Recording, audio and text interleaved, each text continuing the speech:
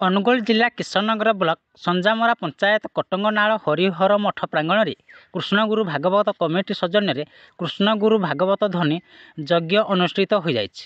ଯଜ୍ଞର ପ୍ରାରମ୍ଭରେ ସଞ୍ଜାମରା ଶିବ ମନ୍ଦିରଠାରୁ ଗଙ୍ଗାଜଳ 108 କଳସ ଧରି ଏକ ବିରାଟ ଶୋଭାଯାତ୍ରାରେ ଗ୍ରାମ ପରିକ୍ରମା କରି ହରିହର ମଠରେ ପହଞ୍ଚିଥିଲେ।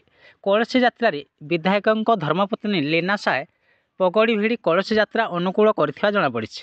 କୃଷ୍ଣଗୁରୁ ନଦିଆ ନାମ ଓ ଘଣ୍ଟୁଆ ନାମର ତାଳେ ତାଳେ କଟଙ୍ଗା ନାଳ ଗ୍ରାମ ପ୍ରକମ୍ପିତ ହୋଇ ଉଠିଥିଲା। ଉକ୍ତ ଯଜ୍ଞରେ ବାବା ଅକ୍ଷୟ ଦାସ, କରୁଣାକର ଦାସ, ହନୁମାନ ଦାସ, ସୁଶାନ୍ତ ଦାସଙ୍କ ଦ୍ୱାରା ଯଜ୍ଞ କୁଣ୍ଡରେ ଧ୍ୱନି ଲଗାଇ ଯଜ୍ଞ ଆରମ୍ଭ କରାଯାଇଥିଲା। କମିଟିର ସଭାପତି ଲବ ବେହେରା, ସମ୍ପାଦକ ରଞ୍ଜନ କୁମାର ପାତ୍ର ସମସ୍ତ କାର୍ଯ୍ୟ ପରିଚାଳନା କରିଥିବା ବେଳେ ସଭ୍ୟ ବସନ୍ତ ନାୟକ, ସୁଶୀଲ ପଣ୍ଡା, ସୁଧାଂଶୁ ପ୍ରଧାନ, କୁଶ ନାୟକ ସହଯୋଗ କରିଥିଲେ। ବହୁ ଶ୍ରଦ୍ଧାଳୁ ଯୋଗଦେଇ ଦର୍ଶନ କରି ଆଶିଷ ଭିକ୍ଷା ଗ୍ରହଣ କରିଥିଲେ। ଆଠମଲ୍ଲିକର ମହାରାଜା କିଶୋର ଚନ୍ଦ୍ର ଦେଓଙ୍କ ନାତି ସମ୍ବଲପୁର ସାଂସଦ ପ୍ରତିନିଧି ରାଜା ପରେଶ ଦେଓ ମୁଖ୍ୟ ଅତିଥି ଭାବେ ଯୋଗଦେଇ ପ୍ରଭୁ କୃଷ୍ଣଗୁରୁ ଭାଗବତ ଧ୍ୱନିର ପ୍ରସାଦ ସେବନ କରି ଆଶିଷ ଭିକ୍ଷା ଗ୍ରହଣ କରିଥିଲେ।